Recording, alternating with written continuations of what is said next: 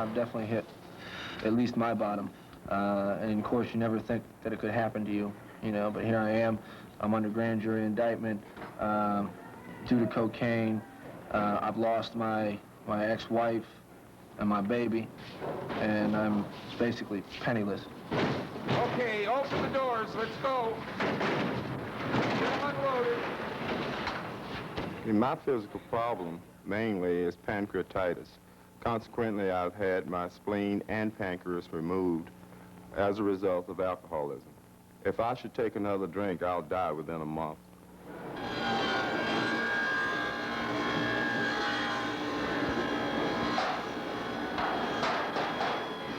I came here because I was addicted to drugs. My drug of choice was crystal meth. And actually, I call myself duly addicted because if I was too high, I would use alcohol to bring me down. How are you guys doing? I want to get my life back on the right track. I've lost a family, home, jobs, a real slide down. So consequently, you know what's wrong, but you need help. I came and found help here. Men and women whose lives have been devastated by alcohol and drugs find work, counseling, and spiritual guidance every day in 118 Salvation Army adult rehabilitation centers across the country. We pray that his words may be helpful to us throughout this day. Again, we give thee thanks for these mercies, for Jesus' sake. Amen. It's a real privilege of mine to welcome newcomers into the chapel service this morning. I wonder if all the new men would please stand and let me get a good opportunity to welcome. This film was shot at various centers around the United States. All share the Salvation Army's belief that the spiritual aspect of recovery is the key to long-term rehabilitation. We'll start with this gentleman right over here. My name's Dan O'Neill. I'm from Alexandria. I do roofing work. Good. And we have you working here. In the sorting room also. In the sorting room. I'm doing this and volunteering my time because I feel a definite need. I have a concern for men that I have worked with in past years. I still have not given up hope on these men. Many of them I'm working with now, I worked with 10 years ago in another appointment. I have confidence, I have faith that someday something's going to take and we're going to see a new man. The doctors told me that, said, Tom, said, you might not make it. Said, you're dying. Said, you're drinking yourself to death. And it made me feel good because I told him, I said, well, maybe it's all over. Maybe it's all over. Men and women come to Salvation Army rehabilitation centers in a number of ways, through court referrals, hospitals and detox centers, or through individual initiative. Howdy, Tom. My name's Al Wiggins. Come on in. We'll do an intake on you. Have a seat, too. The only requirement is that they agree to abide by the rules of the center. Okay, we expect you to work approximately 40 hours per week. We expect you to go to chapel services twice per week. We expect you to attend 2 classes. Okay? See what your blood pressure is today. Okay. Do you know how high it was over at detox? It was, I don't really remember. I usually don't have high blood pressure, but I did then. Detox? Yeah, I just come out. Residents are asked to stay a minimum of 3 months, and many stay longer in order to build back their strength before re-entering society. They have some rules here, but you'll be in a good dorm. It's 331, and it's a 4-man dorm.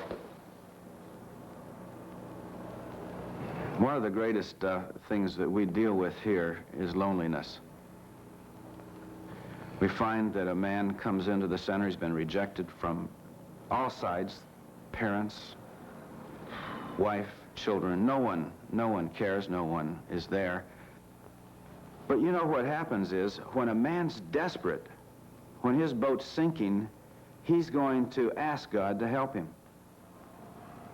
You see, the Salvation Army cannot separate its spiritual and program components. It's all one thing.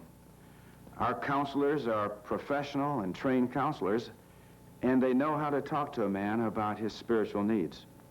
And in fact, just about everything we do, if you were to go through our day with us, you would find that we begin with morning devotions. To bear his own burdens. Let us repeat the Lord's Prayer. Our Father, which art in heaven, hallowed be thy name. Thy kingdom come, thy will be done, on earth as it is in heaven. The spiritual side of the program comes on the very end, the tail of individual recovery. And that is because it's like, you know, when you're hungry, you don't have any place to live, you can't really sit down and tell someone, you know, if you don't change spiritually, or if you would, you know, cope with your life a little better, stress management. Baloney. What they want is the basic survival needs have to be met. Then we can start to impact them. And that's what recovery is. Recovery is a spiritual program. If we have a balanced diet, based on a balanced diet every day, vegetables, salad, dessert. I've been a cook almost 6 years on the Salvation Army. Some have been bad, some have been good, but I love it. You got a good cook, there's always plenty to eat. There's two things we do have you can depend on: hard work and plenty of food. They give you the basics, you know, room, board, and so forth. But they also give you a job. They give you self-help as far as the recovery education goes, and a good spiritual program. If you delete one of those three, you're not going to make it back to the life you're looking for.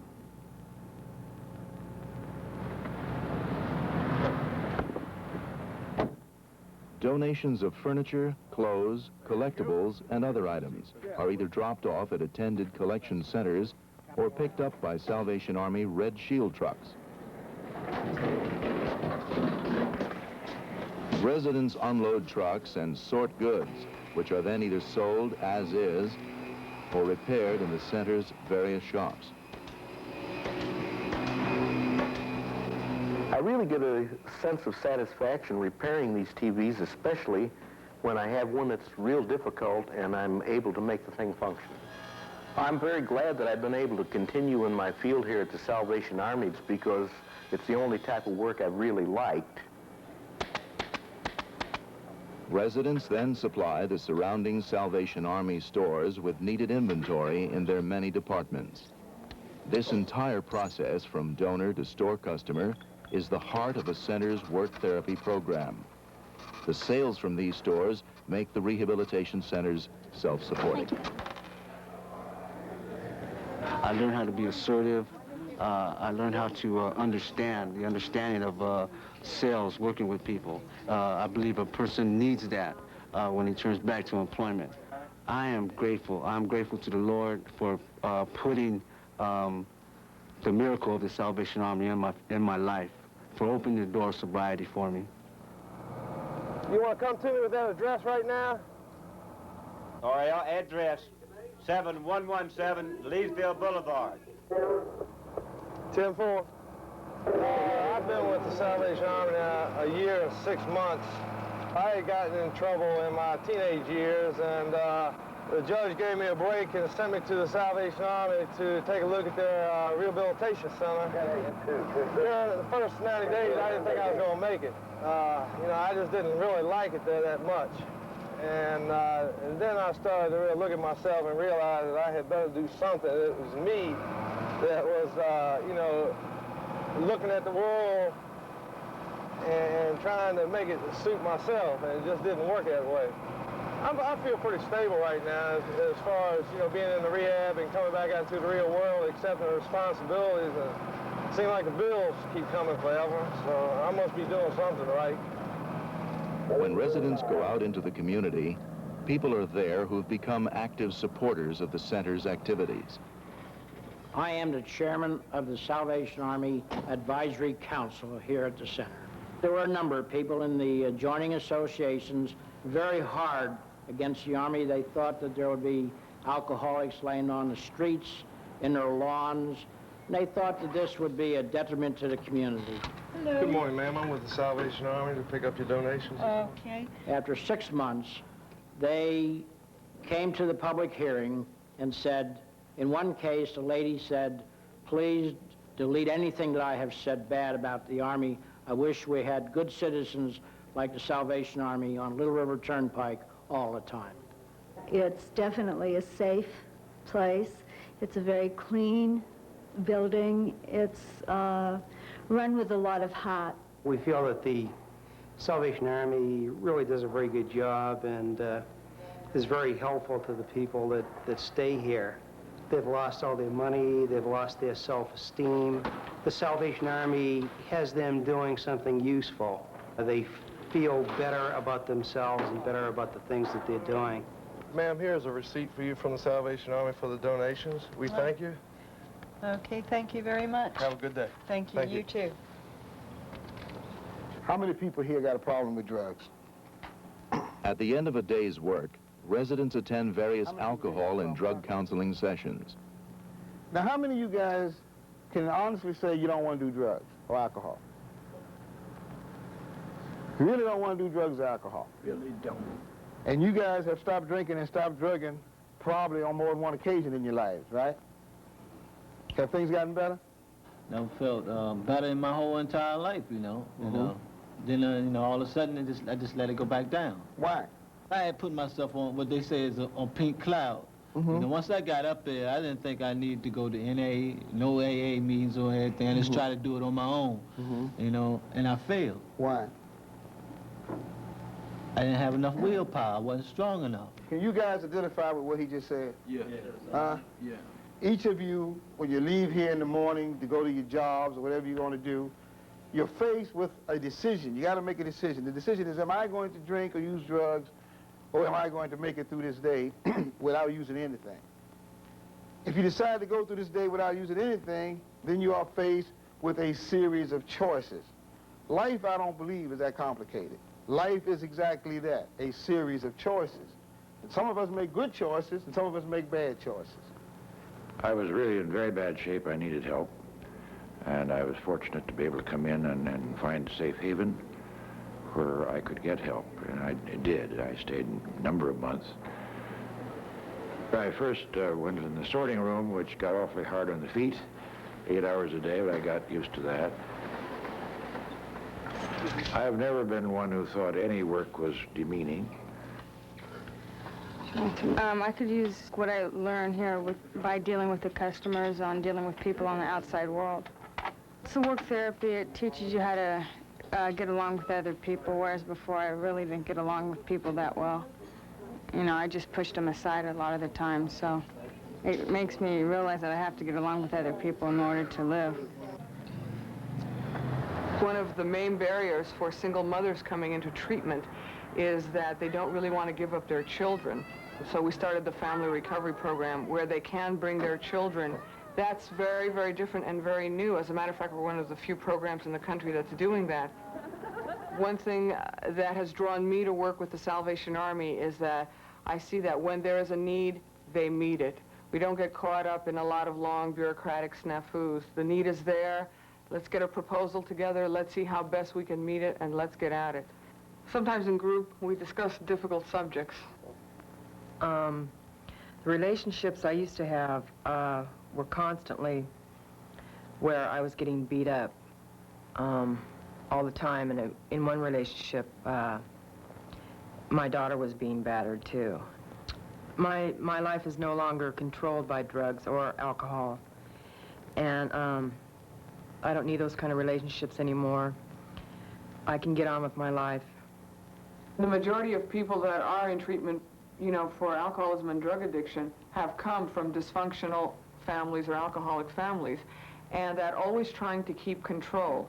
How has that affected your life now, or your relationships now? For me, I had to take responsibility for, well, like with Jason, the neglect with him. You know? I'm really glad that I'm learning how to be the proper mother that he needs in his life. And I'm really grateful that the Salvation Army had helped me out with that. Real good, you know? I really feel that one of the most fantastic things of Salvation Army officership is the fact that my wife is also an officer and has gone through the same seminary that I have, is able to carry on the same as I am, and is really a partner in that we have one purpose, and that purpose is because God loved us, God saved us, we're able to help other people as a team. How many are there? 4 altogether. Wayne and Tim were out drinking, Yes, they were. and Joe just never came back. That's right. Yeah, that's too bad, because we just talked about him the other day, and Tony said he was really doing well in his counseling. I'm responsible for everything that goes on in this building. I do religious programming, I do other kinds of programming, and I do all of the menu planning and decorating and all of that. Brown and gold. Okay. Okay? This week is Thanksgiving, and I had a cook that left on Friday, which means the man who will be doing the Thanksgiving dinner has only been cooking for a week. It's the worst part of my job. Losing my cook is the hardest thing for me. John, do you have a few minutes that I can talk to you? Sure. I want to go over the Thanksgiving menu, okay? In spite of all of the problems that come along, having to fill in places that are left vacant, I still very much enjoy being involved with the people here. Okay, So it is a happy thing, really. And he's already ordered everything. It's just that with Benny leaving, now you have to take over everything, okay? I know you made a lot of questions. Yeah. I had a drug problem. I had tried several times in the past to quit. I had stopped before and went back to drugs all over again. So and I know each time I go down, it seems like it's deeper. You know, so I know if I go down this time, you know, I may not even come back up. San Diego. I've been drinking, I'd say about 45 years. Well, there's been times when I was really down and out. I mean, really rock bottom. I come to the Salvation Army, and they have helped me in so many ways I can never name them. The entire Rehabilitation Center staff meets once a week to discuss the many day-to-day workings of the center. If you'll notice that 41% of the sales in #1 store are from clothing, clothing alone. And hopefully we'll get that up to 50%. I would like to see that. Let's go on to the counseling department. And Okay, two of the people that I have in mind, one is, of course, Jerry Sword, who works in the kitchen with Victor. I'm not sure he's going to make it. I'm not sure he's really bonding with the program. And I don't know, Victor, if you got any insight, because you work with him every day. Well, he's participating good back there. He's working good. Good attitude. It's about the best I can say the program. I don't know. So it sounds like that he's more or less just work-oriented, and he's not really doing anything to help himself. My approach or my style is to create some energy, motivate somebody to justify why they're here. And all too often, alcoholics and drug addicts are very good manipulators, and they tend to hide and isolate from the real issue. The interaction between counselor and client helps the center to develop an individual care plan tailored to each person's specific needs. Counselors must balance the many types of therapy available. This approach produces very positive results. Saying is that that's your personal favorite, and I want from you is the risky kind of things, like specifically what kind of meetings do you go to? Like you said, you're comfortable going to open discussion meetings. Well, fine, I am too. And they're the safest meetings. Let's zero in on the risky meetings, which are the smaller step meetings. As residents progress through the program, they're more able to handle the real world, away from the center. Now comes the true test. Can they remain drug and alcohol free? Of all the places that I thought I'd never get, I never expected to be in a place like this. Yeah. I can't account for these 44 years of mine, really. I cannot. I look at my record, and it's 14, 15 convictions, and I don't even know who, when, what, where, how. Give one of these breathalyzers here. You know it's a policy.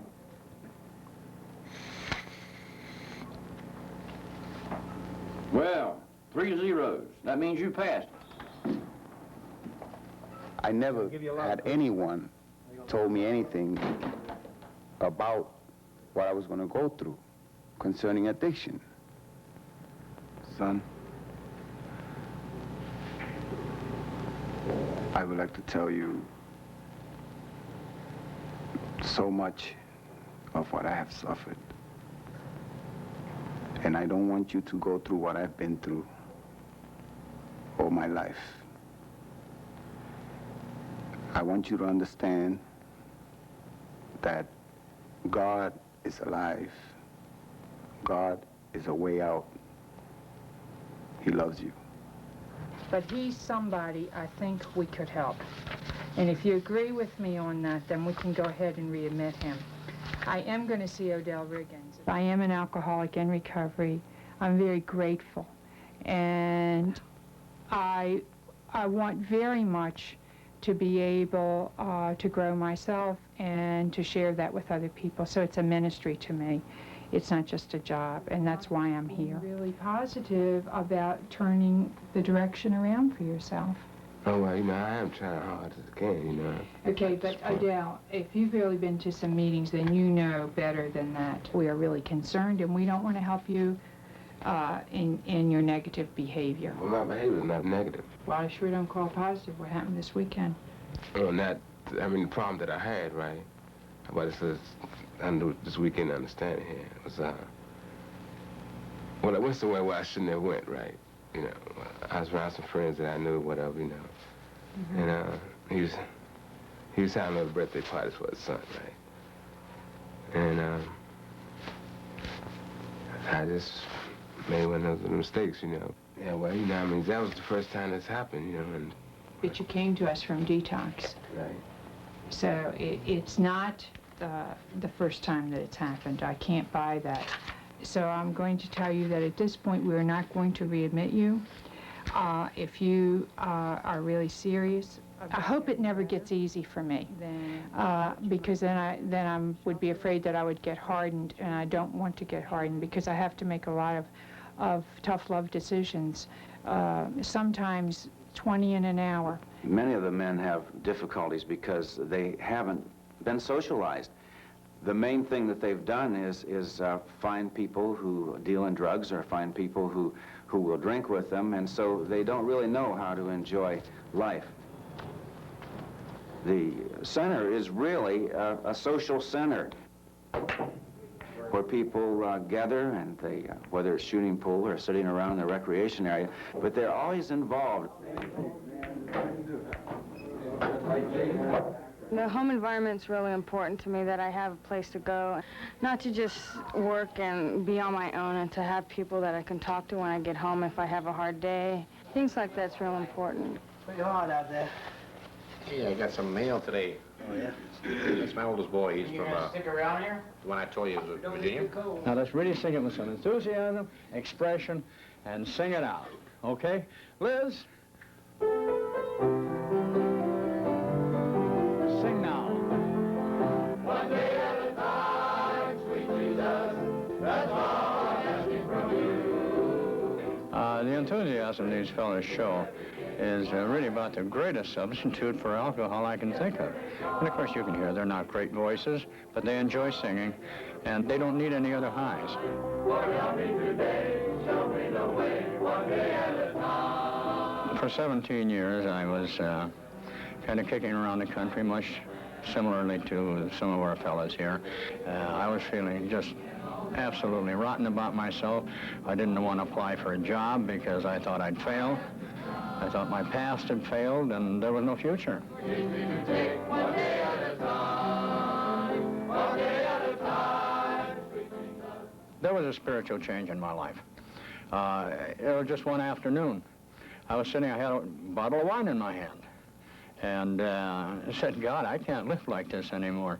Either take my life away or take it and do something with it.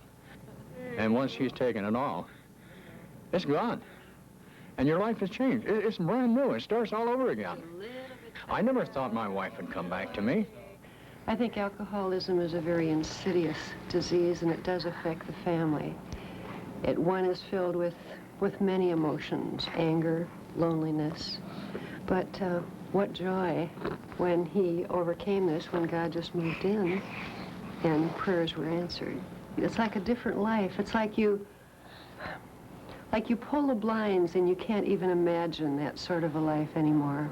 Tomorrow may never be mine. Lord, help me today, show me the way, one day at a time.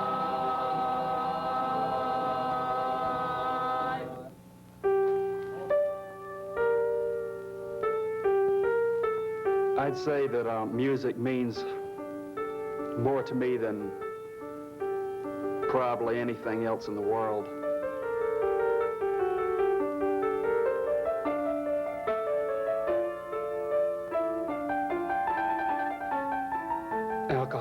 has pretty much made a complete shambles of my life at this point. At times my hands have shaken so bad I couldn't play.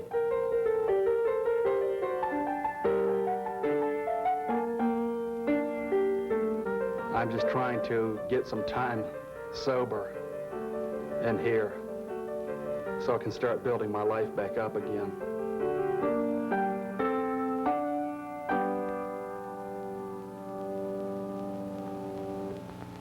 Song 116, I will pay my vows.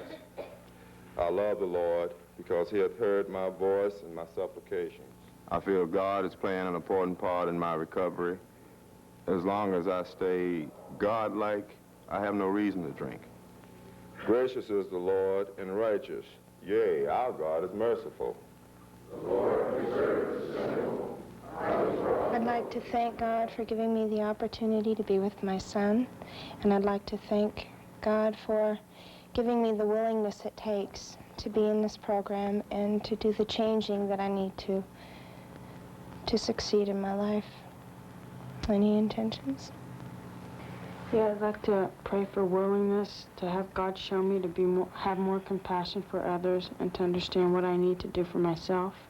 When I'm meditating, I ask the Lord for help and guidance and direction, and he gives it to me. He gives me the strength to do it. It's nothing that you can read in a book and find, you know, you gotta live it. Cleft of the rock, where rivers of pleasure I see. Behind my soul. God has never been in my life as strong as he's been the last few months. That's what made me make the decision to become an adherent of the Salvation Army. I've taken a big step toward becoming a Salvation Army soldier. Once I accomplish that, I'll be able to go on and help other people like the Salvation Army has helped me. The Salvation Army is one of the largest single providers of aid for the alcoholic and substance abuser in the United States, providing care to over 77,000 men and women each year.